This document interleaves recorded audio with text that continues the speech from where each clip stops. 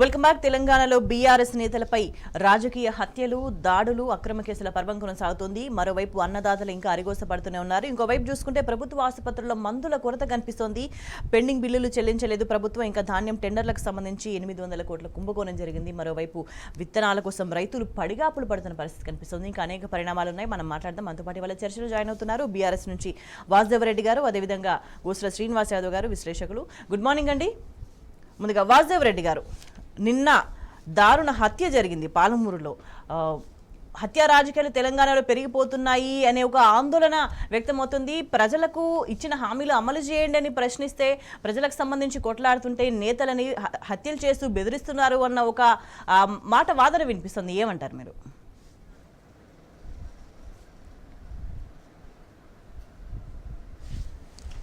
Good morning అండి. ప్యానెల్లో ఉన్న మిత్రులకు, అదేవిధంగా టీ న్యూస్ ప్రేక్షకులకు అందరికీ కూడా good morning.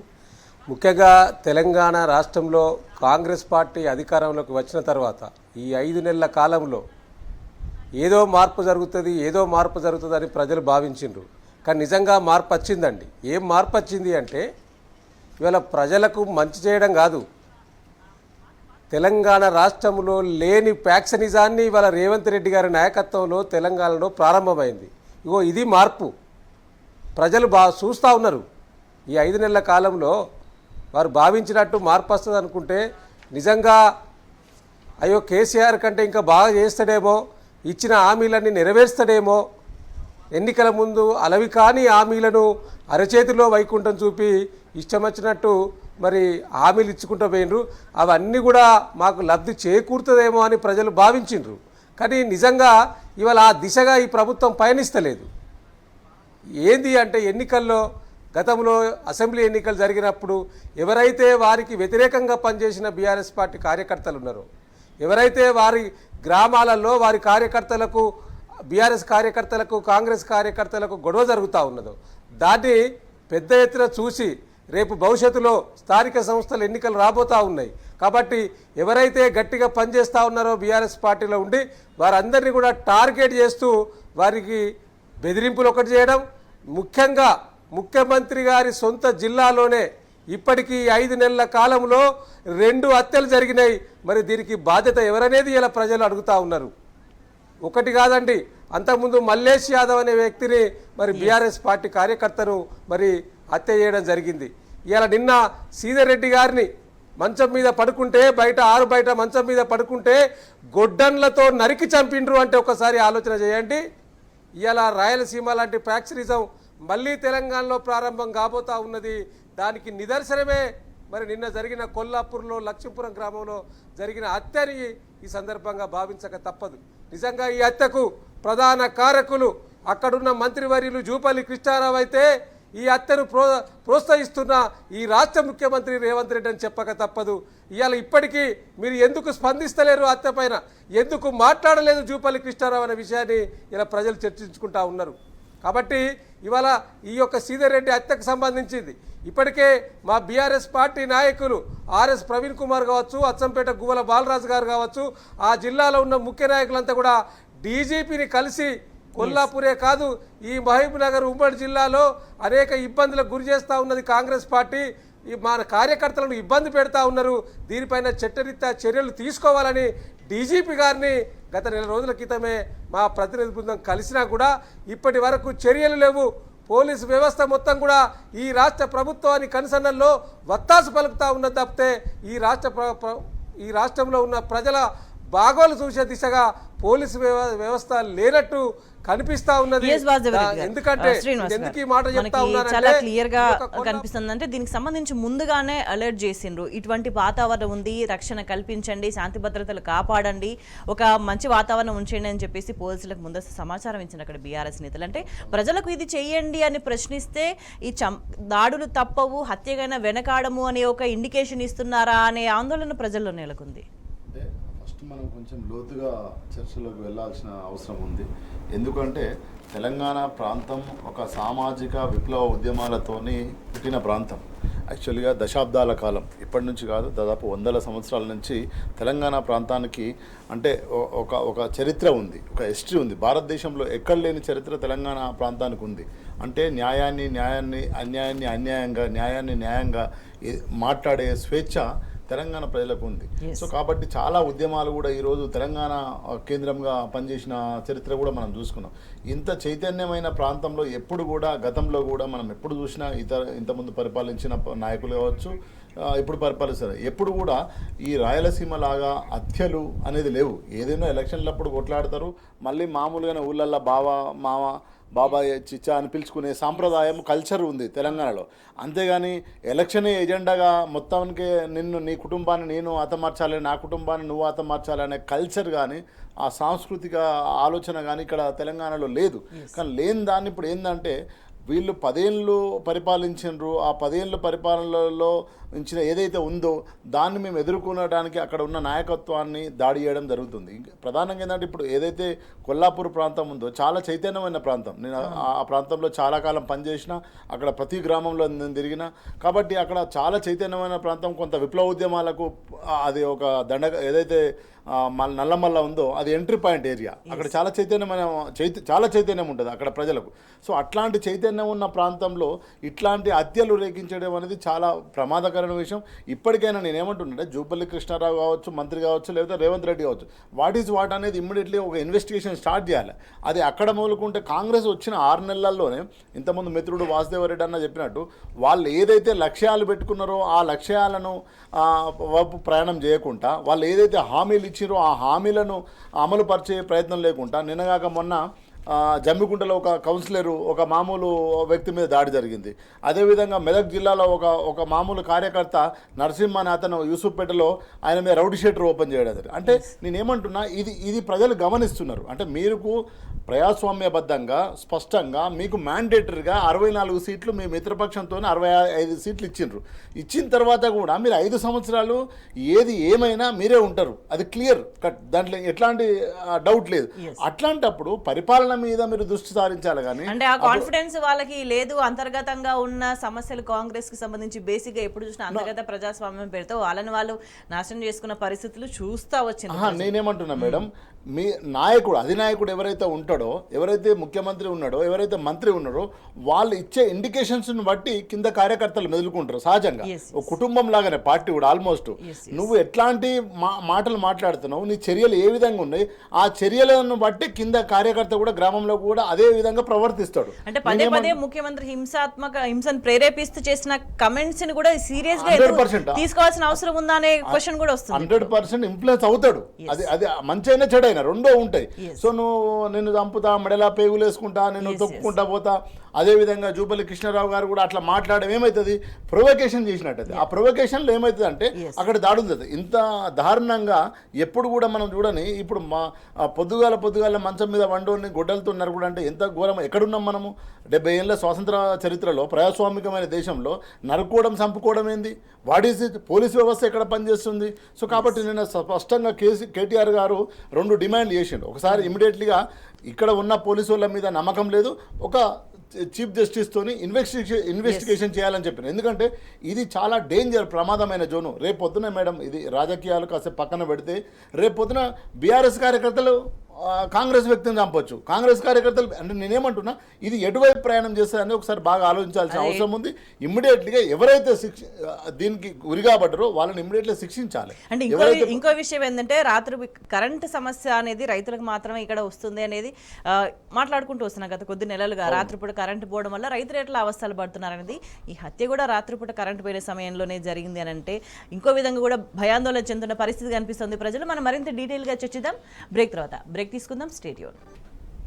Welcome back. Vasudeva Reddy గారు, ఒకవైపు ధాన్యం కొనుగోలుకు సంబంధించి రైతులు ఇంకా ఆందోళన చెందుతున్న పరిస్థితి కనిపిస్తుంటే, మరోవైపు పత్తి, జనుముజీల విత్తనాల కోసం కూడా రైతులు ఇంకా పడిగాపులు కాస్తున్న పరిస్థితి కనిపిస్తుంది. ఇంకొక వైపు చూసుకుంటే ప్రభుత్వ ఆసుపత్రుల్లో మందుల కొరత సమస్య వేధిస్తుంది. గత 2 నెలలుగా మందులు లేవు.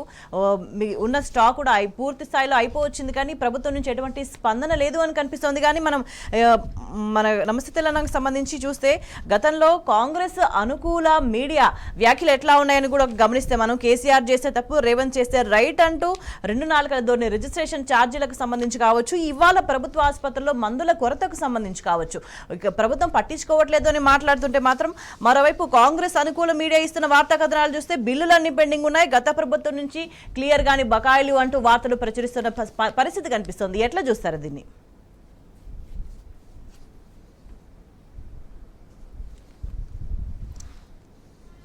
ముందుగా కాంగ్రెస్ పార్టీ చేస్తున్న ఈ యొక్క వ్యవస్థను చూస్తూ ఉంటే అడ్మినిస్ట్రేషన్ మీద ఎక్కడ కూడా దృష్టి లేనట్టు కనిపిస్తూ ఉన్నదండి. మీరు మాట్లాడిన ఇప్పుడు మీరు చెప్పిన అంశాలను బట్టి చూస్తే ఈ 5 నెలల్లో అడ్మినిస్ట్రేషన్ మీద ఎక్కడ కూడా దృష్టి పెట్టలేదు. ఇంతకుముందు మీరు బ్రేక్ కంటే ముందు కూడా చెప్పారు, కరెంటు గురించి కూడా చెప్పారు. నేను ఒక ఉదాహరణ చెప్తానండి. నేను గత వారం రోజులుగా వరంగల్లో ఉంటున్నాను. నల్గొండ, ఖమ్మం, అదేవిధంగా వరంగల్ గ్రాడ్యుయేట్ ఎలక్షన్లో తిరుగుతున్న సందర్భంలో నేను ఇక్కడనే ఉంటున్నా కాబట్టి తెలంగాణకే, ఉత్తర తెలంగాణకే తలమానికంగా ఉన్న ఎంజీఎం హాస్పిటల్కి సంబంధించి దాదాపు 5 గంటలు పవర్ కట్ అయిందండి. 5 గంటలు కరెంటు, సాయంత్రం 4 గంటల నుంచి వెళ్ళి రాత్రి 9 గంటల వరకు కరెంటు లేదు ఒక ఎంజీఎం హాస్పిటల్లో. దాంట్లో ఐసీయూలో బెడ్ పేషెంట్లు ఉన్నారు, అదేవిధంగా మన ఇంటర్ క్యూబ్లో దాంట్లో బెడ్ పేషెంట్స్ ఉన్నారు. అనేక మంది తీవ్రమైన ఇబ్బందితో పేషెంట్స్ ఉన్న ఈ యొక్క ఎంజీఎం హాస్పిటల్లో 5-6 గంటలు కరెంటు లేదంటే ఈ యొక్క ప్రభుత్వం పనిచేస్తుందా లేదా అనేది అనుమానం కలుగుతూ ఉన్నది. దాన్ని ఇవాళ మనం చెప్పడం, ఆరోపించడం కాదు, పత్రికల్లో వచ్చింది చెప్తలే నేను. వారి పార్టీ ఎమ్మెల్యే స్వయంగా ప్రెస్ మీట్ పెట్టి వారే చెప్పారు, అవును కరెక్టు 4-5 గంటల కరెంటు లేదు, దానికి ఏమవుతుంది, మీ ప్రభుత్వంలో అనేక సార్లు కరెంటు కట్ అయింది కదా అని దాన్ని బుకాయిస్తా మాట్లాడడం జరిగింది ప్రెస్ మీట్లో.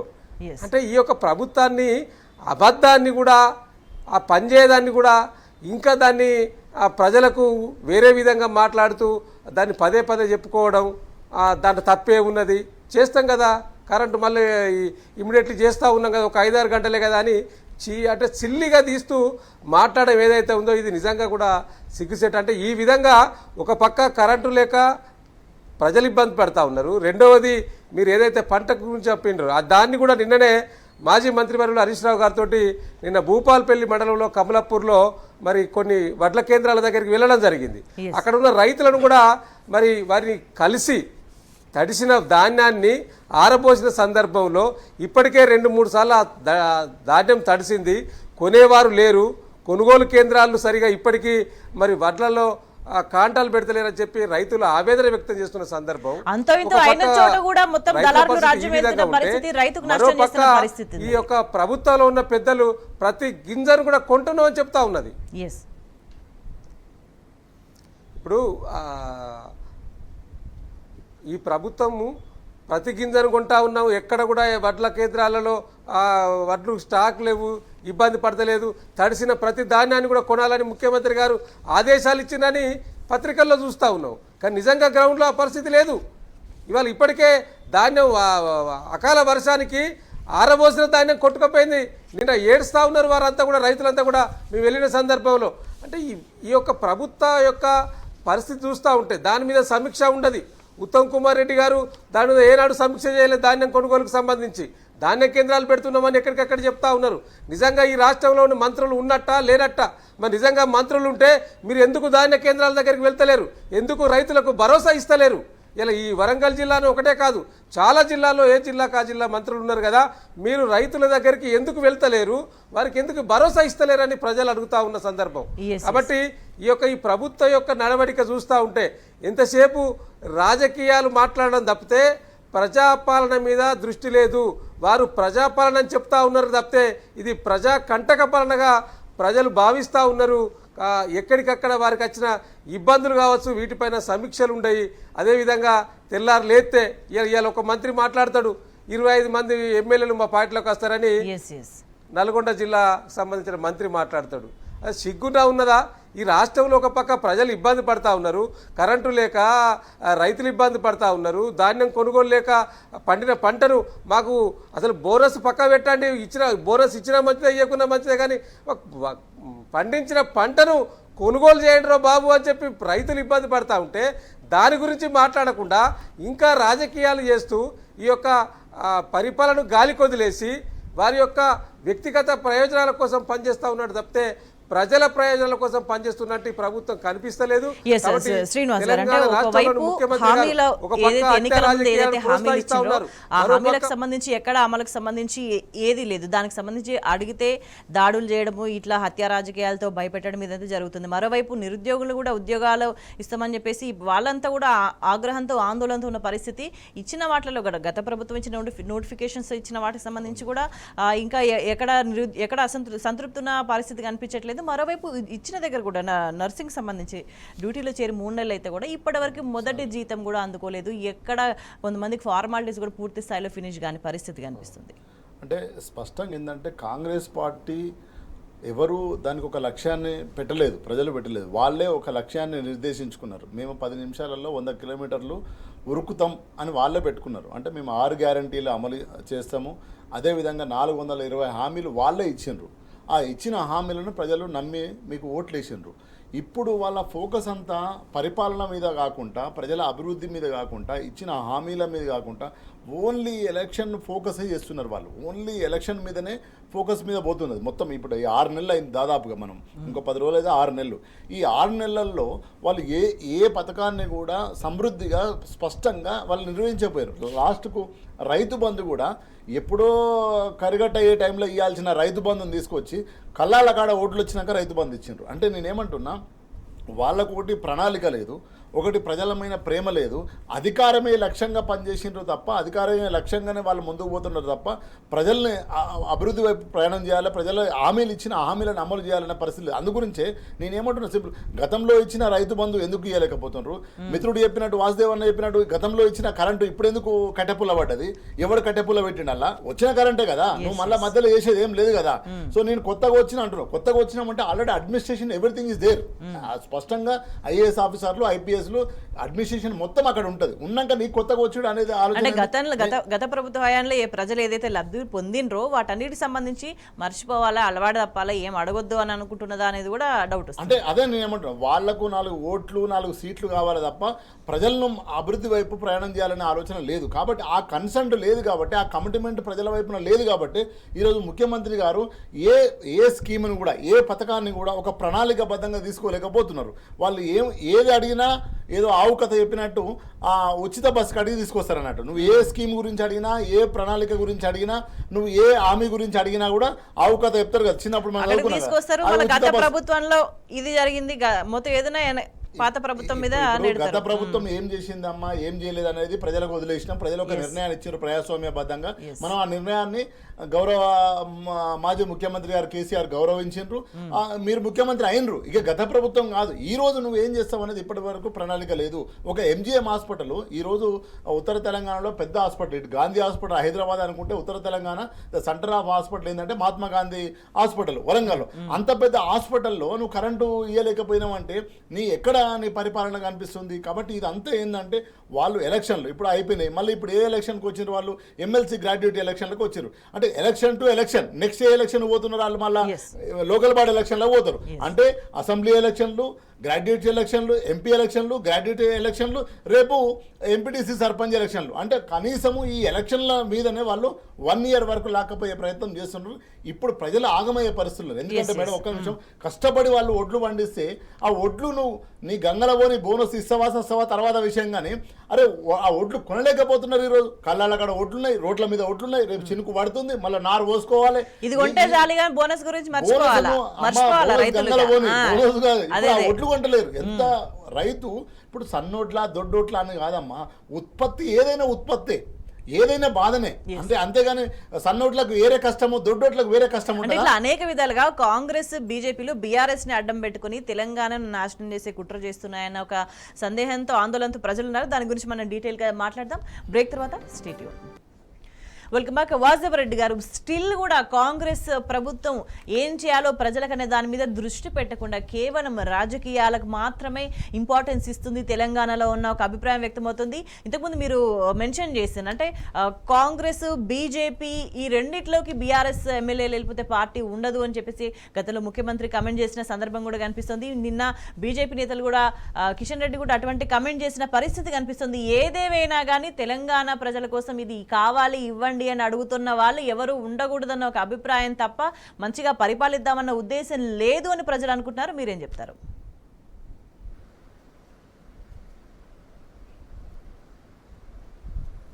ఇవాళ నిజంగా కూడా బీఆర్ఎస్ పార్టీ ఈ తెలంగాణ అస్తిత్వాన్ని కాపాడిన పార్టీ.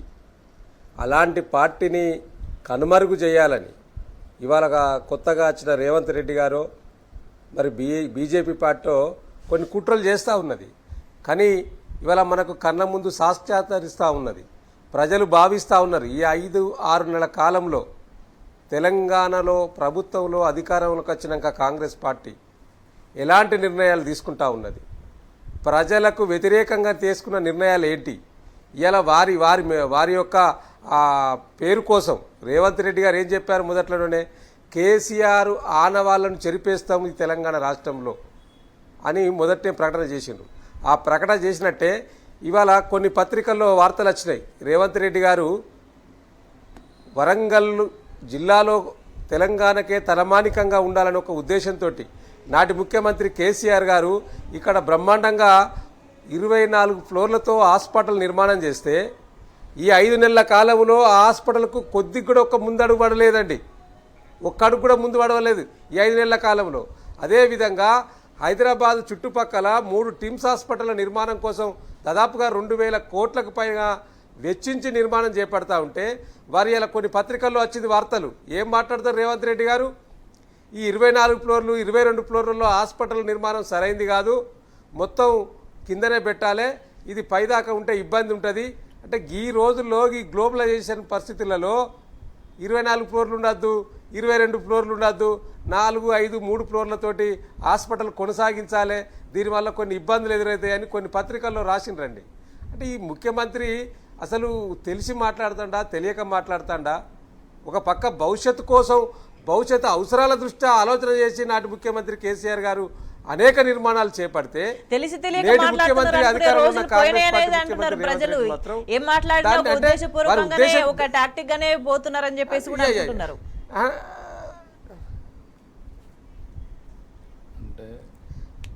ఇప్పుడు ఆ టాక్టిక్గా పోతుండా లేకపోతే కేసీఆర్ గారు నిర్మాణం చేసిన ఏ ఆనవాళ్ళు ఉండేయని ఆనాడు చెప్పిండు కాబట్టి దేన్ని ఉండకుండా తుడిచేద్దామని ఆలోచన ఉన్నట్టే కనిపిస్తూ ఉన్నది తప్పితే నిజంగా ప్రజల కోణంలో మాట్లాడినట్టు ఎక్కడ కనిపిస్తలేదండి.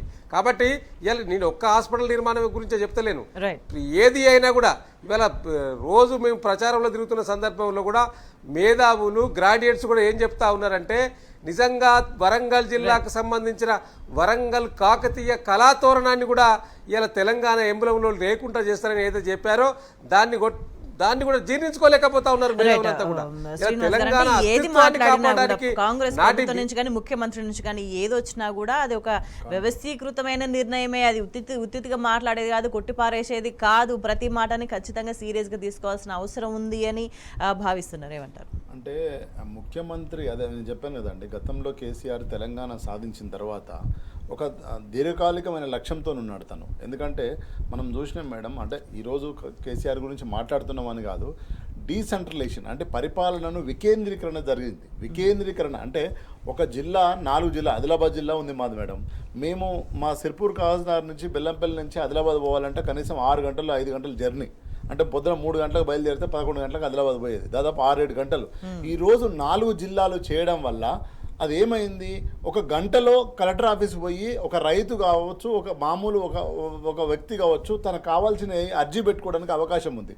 అంటే మొట్టమొదటిగా తెలంగాణ సాధించుకున్న తర్వాత అధికారాన్ని డీసెంట్రలైజ్ చేసిండు. డీసెంట్రలైజ్ చేయడం వల్ల ఏంటంటే ఏ పథకాన్ని పెట్టినా నువ్వు రైతు బంధు పెట్టొచ్చు, కళ్యాణ లక్ష్మి పెట్టొచ్చు, ఇంకోటి పెట్టొచ్చు, అది డైరెక్ట్గా లబ్ధిదారుకి చెందే అవకాశం ఉంది. అది అట్లా వరంగల్ జిల్లా కావచ్చు, నల్గొండ జిల్లా కావచ్చు, నీకు ఎప్పుడైతే పరిపాలన వికేంద్రీకరణ జరిగిందో అప్పుడు నువ్వు ప్రభుత్వం అనుకున్న ప్రతి ఆలోచన విధానాన్ని ప్రజలకు చేరే అవకాశం ఉంటుంది. అది చాలా స్కీములు మనం చూసాం, కంటి వెలుగు కావచ్చు, చెప్పుకుంటూ పోతే చాలా స్కీమ్స్ ఉన్నాయి.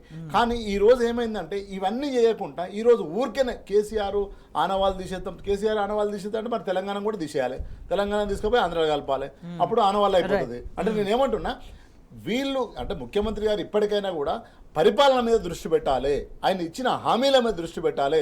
నువ్వు ఉద్యోగ భృతి ఇస్తామని డిక్లరేషన్ సరూర్ నగర్ స్టేడియంలో 4,000 ఇస్తానని డిక్లరేషన్ చేసినావు. కామారెడ్డి బీసీ డిక్లరేషన్లో 42% మేము గ్రామ పంచాయతీ ఎలక్షన్లో రిజర్వేషన్ వేస్తాను. ఇవన్నీ నువ్వు చేసిన దాన్ని డిక్లరేషన్లను నువ్వు అమలు చేయకుండా ఊరికనే అవతల గతంలో చేసిపోయిన వ్యక్తి మీద ఊరికనే నువ్వు బట్టగాల్చి మీద వేసుకుంటా పోతే ఎన్ని రోజులు అయితే జరుగుతుంది?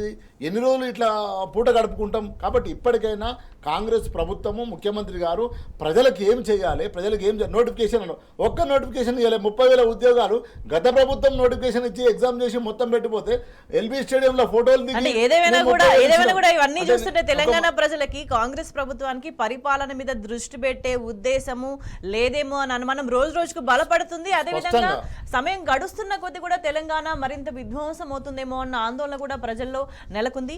చర్చలో పాల్గొన్న వాసుదేవరెడ్డి గారికి, శ్రీనివాస్ గారికి ధన్యవాదాలు. That's all for now. స్టేడియో.